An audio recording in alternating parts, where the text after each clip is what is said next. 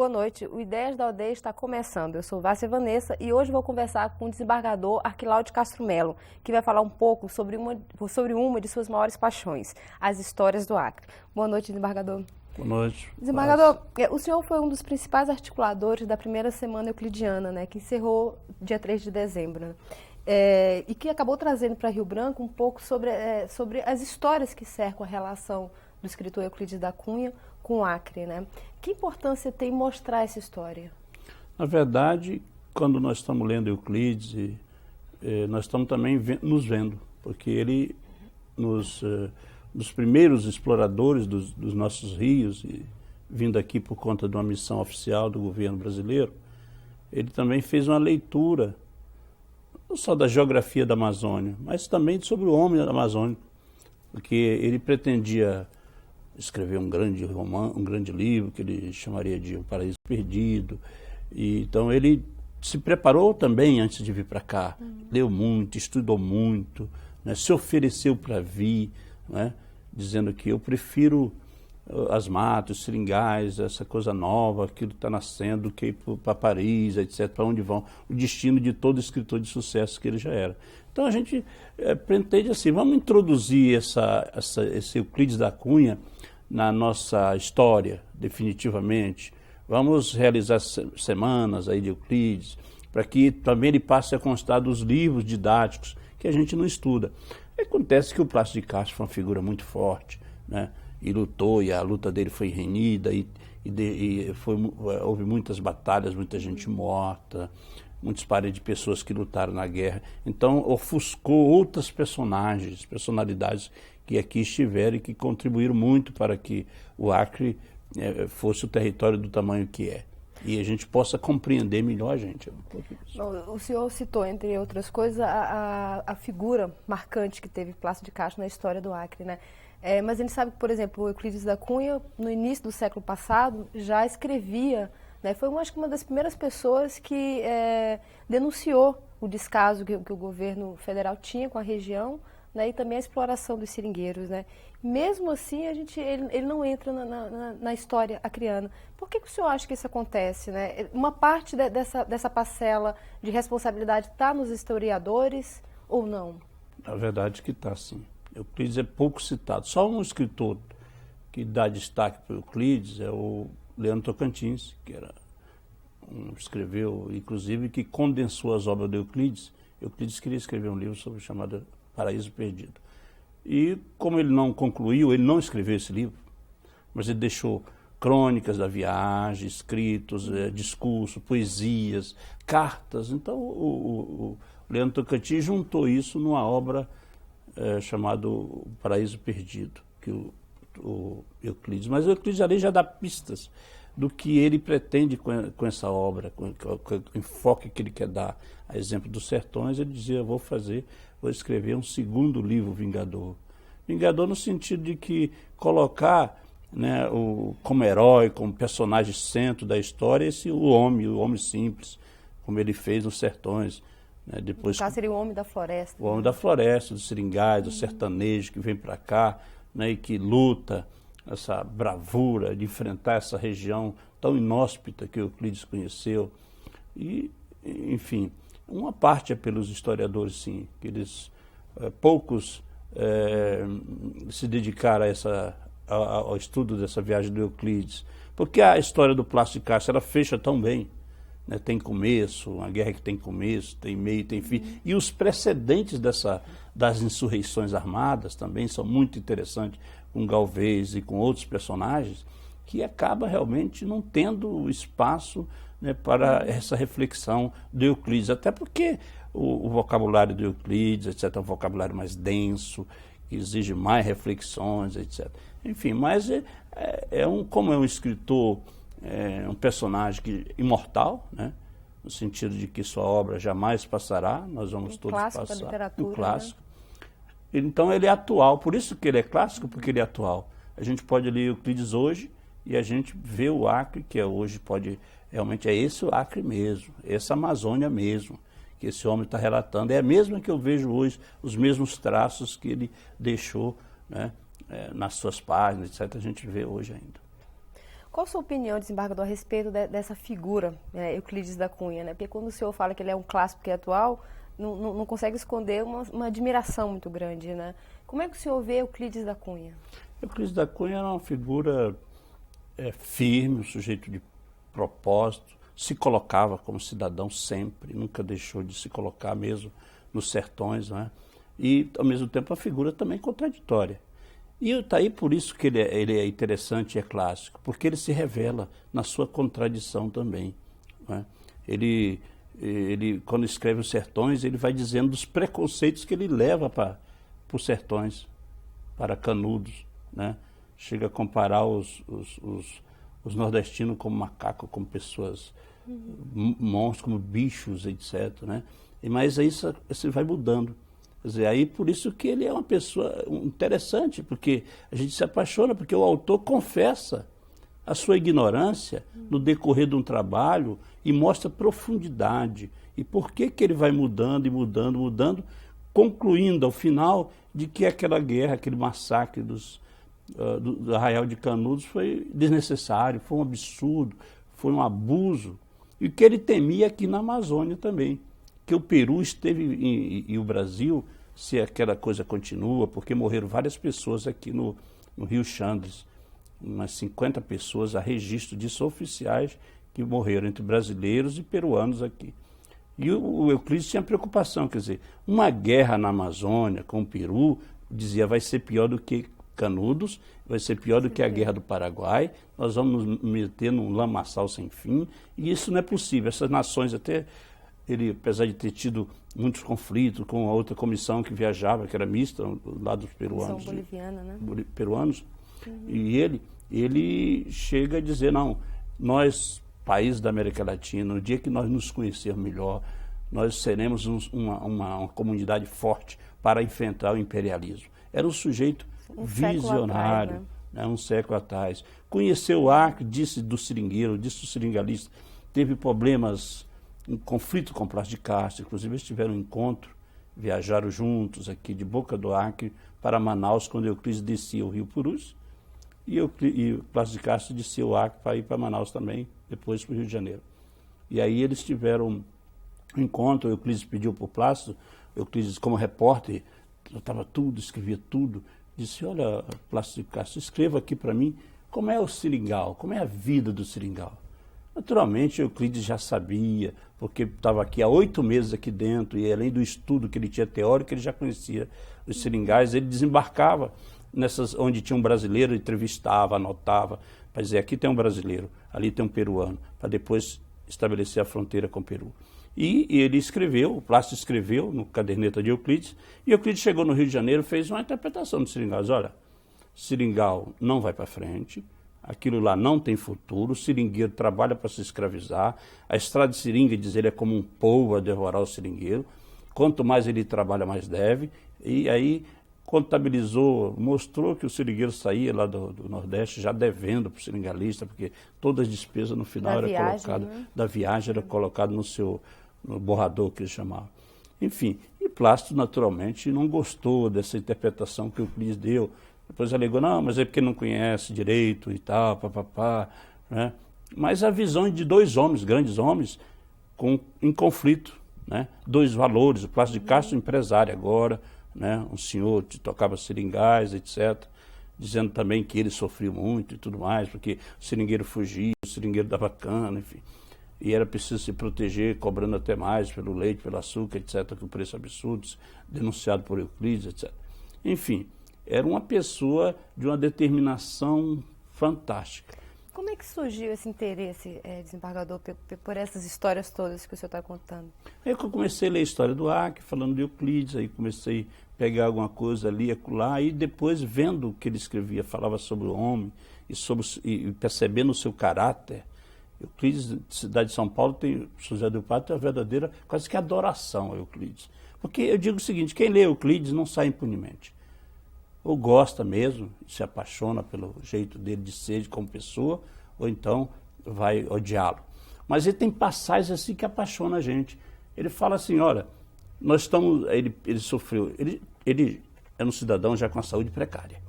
Ele tinha tuberculose, mas se ofereceu para vir essa viagem. Pegou malária, beriberi. Ele tinha visões de uma mulher toda de branco, que nos sonhos o acompanhava, o perseguia, enfim. E ele resolve subir aqui no último dia, que era uma disputa, a comissão brasileira e a comissão peruana, para ver quem chegava lá nas cabeceiras do Purus. E ele dizia o seguinte: olha, quanto mais a gente vai andando, mais vamos encontrando mais peruanos, naturalmente, e os peruanos da comissão deles vão tendo apoio, e a gente vai ficando até sem víveres, sem apoio, tanto.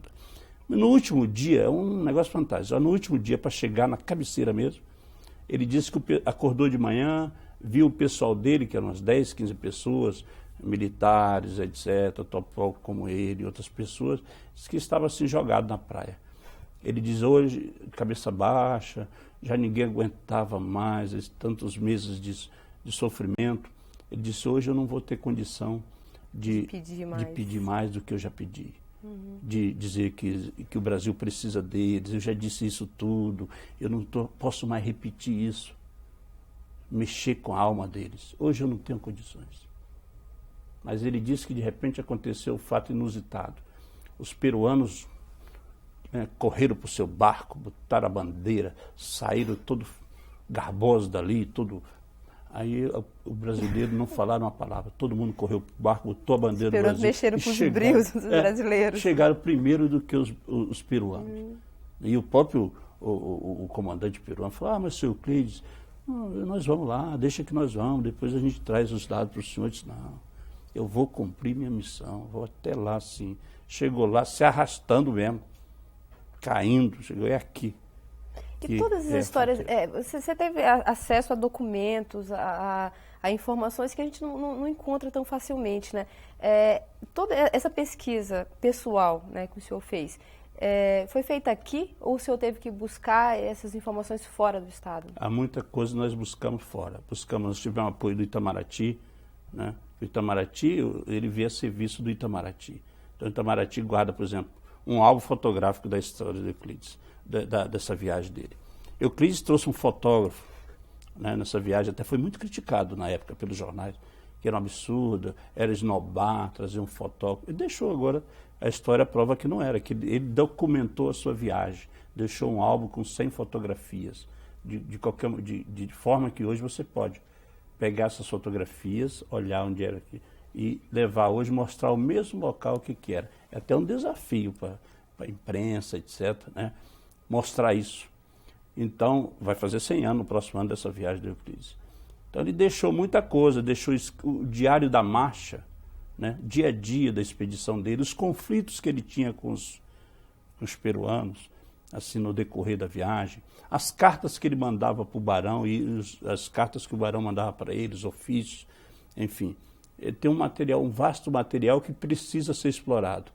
E a gente tem boa parte desse material e contamos com o apoio ainda do pessoal que faz a Semana Euclidiana em São José do Rio Pardo, que é a Casa Euclidiana de São José do Rio Pardo, que nos deu também um certo suporte. O Instituto Moreira Salles também tem um material de Euclides, de São Paulo, o Instituto Moreira Salles, também nos forneceu um certo apoio para realizarmos essa semana.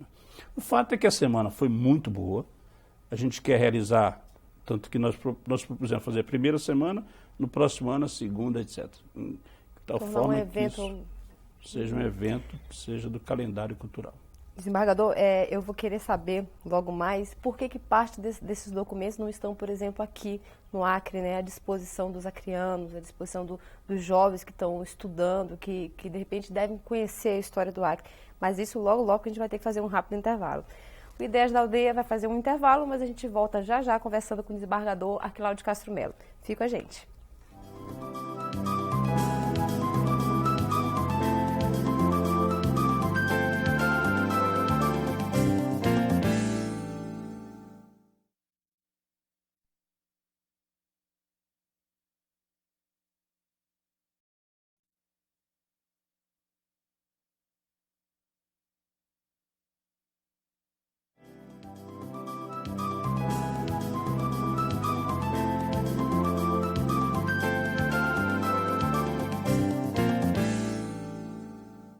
O Ideias da Aldeia está de volta, conversando hoje com o desembargador Arquilau de Castro Melo. Desembargador, no bloco anterior, o senhor estava falando de uma série de documentos, né, que fazem parte dessa viagem que Euclides da Cunha fez aos rios da região, né? E esses documentos não estão aqui no Estado, né? O que se deve fazer para essa documentação, para esse retrato que é uma parte da nossa história, né, esteja aqui disponível para os acrianos, para os estudantes? Eu acho que é um desafio para nós fazermos isso. Na verdade, o Acre ainda é uma sociedade em construção. Né? Nós vivemos muito assim, muitos altos e baixos. Né? Agora parece, e eu quero crer, que nós estamos atingindo uma certa maturidade, né? De criarmos instituições duradouras, instituições que venham para ficar. Então, esse ciclo da borracha, e também a sociedade sofria muito com isso. A gente veio lá embaixo e ia lá em cima. Então, nós estamos hoje numa tentativa de criarmos um desenvolvimento chamado de sustentável, né? Para que a gente também se sustentar em tudo, na cultura, não é? Na política, na exploração correta do meio ambiente, etc. Enfim. Então, essa coisa também nos atinge, do Acre ficar um estado de instabilidade. Nós tivemos um momento aqui que o Estado nem existia, só os grupos aí que tomavam de conta dele. Então, a sociedade ainda que está em construção. Quero crer agora que nós passamos desse patamar de instabilidade, pelo menos isso é o que eu vejo, assim, e agora nós estamos aí alcançando um estado de construção efetiva da nossa sociedade. Então, por isso que esses documentos estão aí, a gente tem pouca coisa. Estão no Itamaraty, a gente precisa ir lá buscar, trazer para cá, até receber isso como guardiões disso. O Estado tem condições. Hoje já tem na cultura a gente vê, graças a Deus, andando muita coisa, temos imóveis aí, etc., que pode se abrigar um material dessa natureza. Nós temos pouca coisa de Galvez, por exemplo, mas está lá no Recife. Muito do que o Galvez fez e que pensava, documentos pessoais dele, estão no Recife. Enfim, é preciso que a gente resgate muita coisa que está perdida na nossa história. Lembro que outro dia tinha até na internet um pessoal de São Paulo, num leilão vendendo documentos relativos à história do Acre. Olha só. E esses documentos eram importantíssimos. Mas eu não sei o que houve, que nós entramos em contato e eles terminaram dizendo, não, cancelamos o leilão, não tem mais documento, não tem nada. Na verdade, então, esses documentos estão por aí e que precisa que a gente junte, né? E a história oral nossa existe, né? Passando de pai para filha, etc. Nesse encontro aqui tem pessoas, não, Euclides da Cunha se hospedou na casa do meu avô, disse o professor Amar Sabino. Né? Eu testemunho, né? Então meu avô me contava, minha avó, que Euclides dormiu lá, entrevistou-os, etc. E está aqui o documento que ele deixou, que visitou o nosso seringal, essa coisa toda. Então a história oral, ela está aí forte, que vem passando de pai para filho. Mas essa história documental, ela está toda fora daqui. Preciso que a gente vá atrás e crie bancos de dados, de informações, para que seja melhor estudado. É interessante, inclusive, porque até dentro dessa história do Euclides mesmo, né, que acabou, apesar da figura genial que ele acabou sendo lembrada por muitas pessoas, muito mais pela tragédia pessoal dele, né, da vida em família, do que pela obra que ele deixou. Mas é interessante a gente ver que, por exemplo, como a história às vezes se repete, né, porque um filho dele, o Solon, que é o filho mais velho, acabou vindo para cá, para o Acre. Né, e a gente não desconhece isso, né, você não tem acesso por que veio, como veio, esses documentos, você não encontra aqui essa história, né? Isso é muito... É verdade. Eu consegui há pouco tempo um processo que apurou a morte do filho do Euclides, o Solon, que era o filho mais velho do Euclides. Ele veio a ser delegado de polícia em Feijó. Então. E foi assassinado. O Euclides e sua família teve um fim trágico. Foi assassinado quando dava cumprimento a um mandado, ia prender uns seringueiros que haviam assassinado outra pessoa e foi então assassinado e enterrado em Feijó mesmo, né? Mas deixou o registro na justiça dessa passagem dele, enfim. E o próprio Euclides, né? Também a tragédia pessoal dele acontece porque ele está aqui no Acre, com certeza. Foi determinante. Deixou a família um ano lá no Rio de Janeiro. Quando chegou lá, A esposa dele estava com outra pessoa, etc. Já tinha até um filho, né? E o Euclides até brincou no primeiro momento, falou, olha, eu descobri um pé de milho no meu cafezal. Essa criança era loura e ele, Moreno, os pais dele, ele era moreno, os outros filhos. Enfim, a tragédia dele tem tudo a ver com essa viagem que ele fez, com o sacrifício que ele fez, né? E termina ele com essa na comissão, dizendo, todo o documento dele, assim, o relatório final da viagem foi escrito por ele. É uma peça literária fantástica, apesar daqueles números, apesar de tanta coisa, mas de uma redação fantástica. E ele termina dizendo, assinando junto com o oficial peruano, Benano, de que nós tivemos divergências, sim, no decorrer da viagem, etc., mas cada um a seu modo, buscando preservar os interesses de sua pátria. Então, são lições que ele dá toda hora, de que é uma pessoa que acreditava no Brasil, que o Brasil dá certo, e que a nossa gente é brava, num momento de transformação, quer dizer, do Império para a República, no momento em que o Brasil começou a olhar para si mesmo e duvidar da sua capacidade de ser país sério, de ser um dia um país correto, etc. Isso não é porque difundia-se muito no mundo a ideia de que só as raças puras, né, teriam sucesso, né? Que o Brasil, com essa mistura de negro com português, com europeu, com escravos, etc., negros, etc., não daria certo. E ele disse, olha, como é que não dá certo? Ele usou até o exemplo seguinte, como que porque o nordestino, o sertanejo não dá certo? Eles venceram o exército brasileiro em 3 oportunidades, né? O exército organizado, da civilização que vocês dizem que dá certo, né? Então, ele é um sujeito de muita fibra, de muita força, né? E soube interpretar bem, né? Queria vingar, quer dizer, mostrar a força desse homem simples, que era capaz de transformar. Esse homem era que ia fazer o Brasil ser grande, etc. De forma que ele é um personagem tanto. Com tudo isso que o senhor está falando, né, o que o senhor acha que a Amazônia, e especificamente o Acre, né, deve a essa figura, a Euclides da Cunha? Olha, nós devemos muito e fizemos por ele muito pouco, infelizmente. Nós aí, agora soube que o governador vai homenagear Euclides, que tem várias iniciativas que levarão o nome de Euclides. Então, no momento que a gente está redescobrindo esse personagem, nós devemos a ele grande parte do nosso território. Grande parte. Há uns que dizem que são 60% do território acreano, só foi possível a partir dessa viagem do Euclides da Cunha pelo Purus e do general Belarmino, que havia conflitos com os peruanos no Peru, lá no Juruá.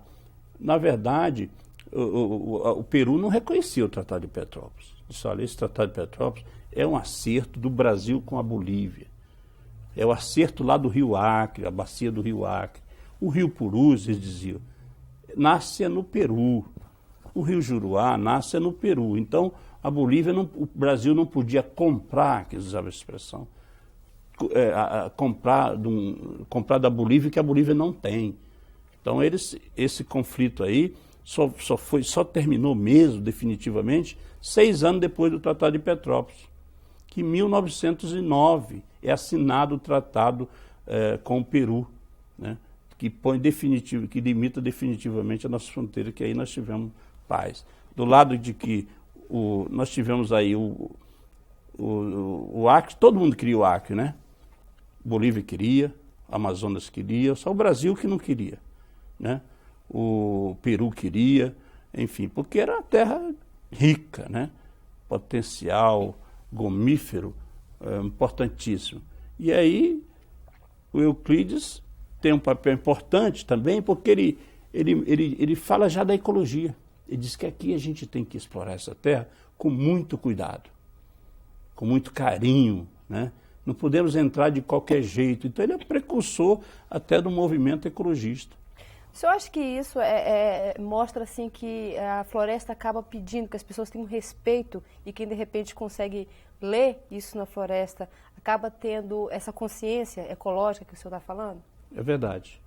Mas antes de entrar propriamente dito aí na tua pergunta, vou dizer o seguinte, quem primeiro pensou o Acre, em termos até econômicos, foi Euclides. Além de dizer que, olha, isso não vai dar certo, esse seringal, da maneira como está sendo explorado.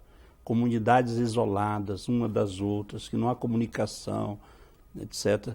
E o Acre não vai para lugar nenhum. E disse, olha, o Acre só vai dar certo quando nós construirmos uma estrada, ligando os vales do Acre todo, por exemplo, de Cruzeiro do Sul a Rio Branco, através de uma estrada que na época ele imaginou, como ele era um construtor, ele era um sujeito que construía obras públicas, um engenheiro, isso só vai dar certo com uma rodovia, ou de uma ferrovia que ele dava o nome de uma transacriana, cortando os vales do Acre. Então, um sujeito com preocupações profundas com a sua, não só de apontar os problemas, os defeitos, mas ele dá alternativa, né? Com relação à floresta, ele como ele dizia, a última página do Gênesis que está sendo construída aqui. Então é preciso que a gente tenha cuidado, conheça antes de você adentrar na floresta, antes de você tentar explorar a floresta. Nós não temos conhecimentos, os conhecimentos são muito rudimentares. Nós não podemos chegar na Amazônia de qualquer jeito. Então, apelos que ele fazia 100 anos que são perfeitamente atuais. Com certeza. Né? E uma passagem também muito interessante, que ele denunciando essa exploração do seringal, que na verdade para mim, seringalista e seringueiro eram vítimas. Todos, ninguém, acho que aponta logo é o seringalista. O seringalista era um braço de uma cadeia que começava na Europa, nos Estados Unidos, né? E na verdade ele não se capitalizou em nada.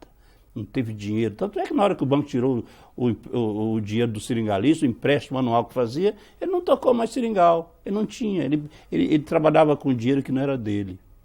Então o seringalista também foi uma vítima disso. Mas ele estava amando de uma cadeia, né?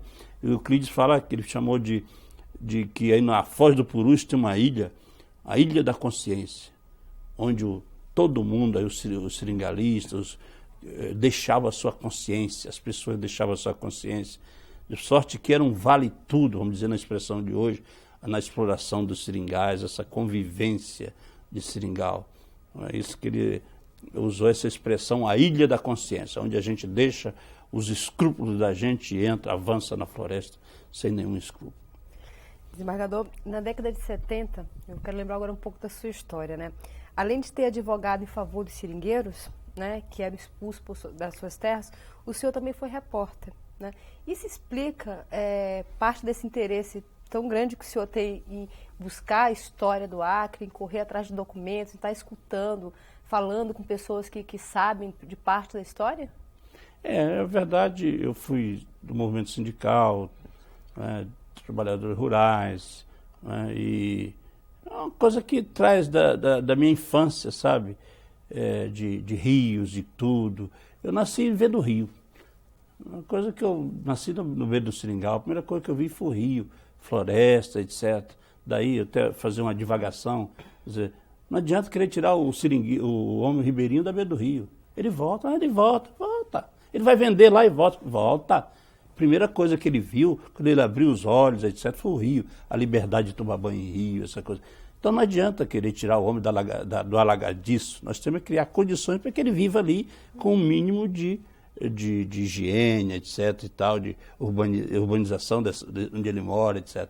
Mas não adianta querer tirar, não, vamos botar lá no bairro das Placas, que ele volta.